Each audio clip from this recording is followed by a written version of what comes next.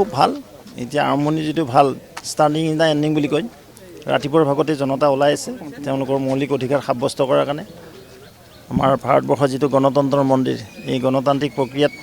ৰাইজে ৰজা ৰাইজে 5 বছৰকৈ এখন চৰকাৰ গঠন কৰি তাৰ কাৰণে এজন জনপ্ৰতিনিধি নিৰ্বাচিত কৰে আৰু নিশ্চিতভাৱে মোদী ডাঙৰীয়া তৃতীয়বাৰৰ কাৰণে যিটো প্ৰধানমন্ত্ৰী পদত অধিষ্ঠিত হ'ব আমাৰ দৰং ওদালগুৰিৰ প্ৰাৰ্থী দিলীপ শইকীয়া ডাঙৰীয়া বিপুল ভোটত আৰু ইয়াত কোনো আণ্ডাৰ কাৰেণ্ট একো নাই এটাই কাৰণ আছে মোদীজী কাৰেণ্ট আছে এটাই কাৰণ আছে ইয়াত দিলীপ শইকীয়াৰ কাৰেণ্ট আছে মানে 5টা গোল দিব পাঁচখন একদম প্ৰতিটো বলতে গ'ল হ'ব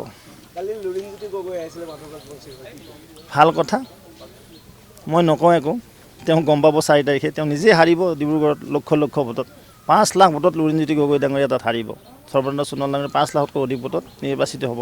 ময়ো ডিব্ৰুগড় সংসদীয় সমষ্টিত আটাইকেইটা বিধানসভা সমষ্টিত মই গৈছিলোঁ তাত যিটো জনতাৰ উমান জনতা যিদৰে ওলাইছে সৰ্বানন্দ সোণোৱালৰ সপক্ষে মোদীজীৰ সপক্ষে আৰু হিমন্ত বিশ্ব শৰ্মা ডাঙৰীয়াৰ নেতৃত্বৰ বাবে আচ্ছা 5টা হৈ গ'ল আৰু 5টা আজি হৈ আছে হয়, হয়। 10টাৰ ভিতৰত কেইটা আমি 10টাৰ 10টাই পাম পাক্কা 100% কৈছোঁ আজি লিখি থওক 4 জুনত আপোনালোকে ফলাফলটো পাব সংখ্যালঘু ভোটাৰ যথেষ্ট বেছি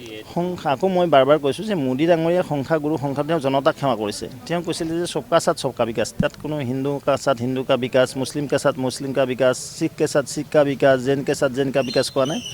সকলো জনজাতি জনগোষ্ঠী সকলো সম্প্ৰদায়ক সময় তেওঁৰ কাৰণে সম্প্ৰদায় হ'ল 4টা যুৱক যুৱতী মাতৃ সমাজ অন্নদাতা আৰু লগতে গৰীব কল্যাণ এই 4টা স্তম্ভক বা 4টা সম্প্ৰদায়ক লৈ মোদী ডাঙৰীয়া যোৱা 10 বছৰে ইনক্লুচিভ ডেভেলপমেণ্ট কৰিছে আৰু সেইকাৰণে আজি জনতা ওলাই আহিছে